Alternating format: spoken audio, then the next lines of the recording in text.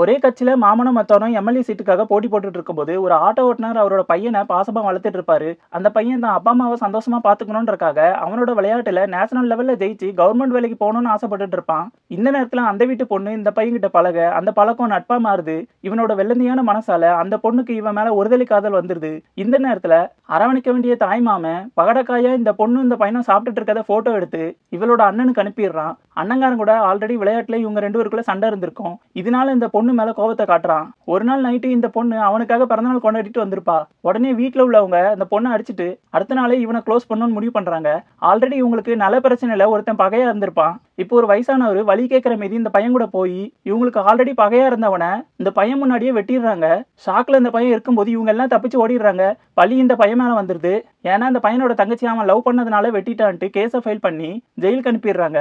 அந்த பொண்ணோட தாய்மாமக்காரன் இந்த பையனை வெட்டிட்டு இவனுக்கு ஜெயிலுக்கு போகணும்னு பார்த்தா ஈஸியா காய் நகர்த்திக்கிட்டாங்கன்னு வருத்தப்பட்டு இருப்பான். இப்போ இந்த பொண்ணு இது எல்லாத்துக்கும் நீங்க தான் காரணம்ட்டு நான் வெளியே போய் சொல்ல போறேன்னு சொன்ன பொண்ணை வீட்டுக்குள்ள போட்டு அடைச்சு வச்சிடுறாங்க.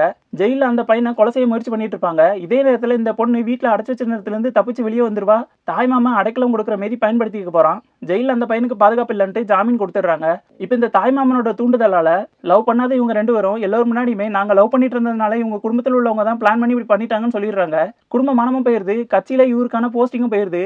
அந்த நேரத்துல திடீர்னு மச்சாங்காரன் எல்லாரும் முன்னாடியும் பல்ட்டி அடிச்சு மாமனுக்கு சப்போர்ட் பண்ற மாதிரி பேசிடுறான். அது மட்டும் இல்லாம நம்ம பொண்ணு அப்பாவின்னு சொல்லி அந்த பொண்ணுக்கு மாப்பிள்ளை பார்க்க சொல்லுவான். இவ்வளவு நடந்ததுக்கு அப்புறம் யார் இவளை கட்டிக்க வருவாங்கன்னு கேட்கும்போது இவங்க வாயாலேயே இவனையே கட்டிக்க சொல்லிடுவாங்க.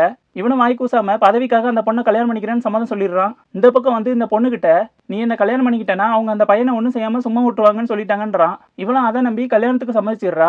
ரிலீஸுக்கு அப்புறம் அந்த பையன் கட் அவுட்டை பார்த்து வருத்தப்படுவான். அவனுக்காக தான் அவன் இவ்வளவு பெரிய தியாகம் பண்ணியிருக்கான்னு நினைச்சிட்டு இருப்பான். இந்த நேரத்துல தான் இவன் நேஷனலுக்கு விளையாட போற மாதிரி இருக்கும். அங்க வீட்டுல கல்யாணம் முடிஞ்சதுக்கு அப்புறம் அந்த பையனை கொண்டுறணும்னு இவங்க பேசிட்டு இருக்கதை இந்த பொண்ணு கேட்டுடுறா. இப்ப இந்த பையன் அவளை காப்பாத்தணும்ட்டு நேரம் இங்க வந்து தாய்மாமனை கொண்டுடுறான். அங்க அந்த பொண்ணு அவன் நல்லா இருக்கணும்னா நீங்க எல்லாரும் செத்தாதான் முடியும்னு சொல்லிட்டு கேஸை இழுத்து வச்சு வீட்டுல உள்ள எல்லாரையுமே மொத்தமா சேர்த்து கொளுத்திடுறா. தப்பு செய்யாத அப்பாவிங்க ரெண்டு பேர்ல ஒருத்தி இறந்துடுறா. இன்னொருத்தையும் ஜெயில தண்டனை அனுபவிச்சுட்டு இருக்கான்.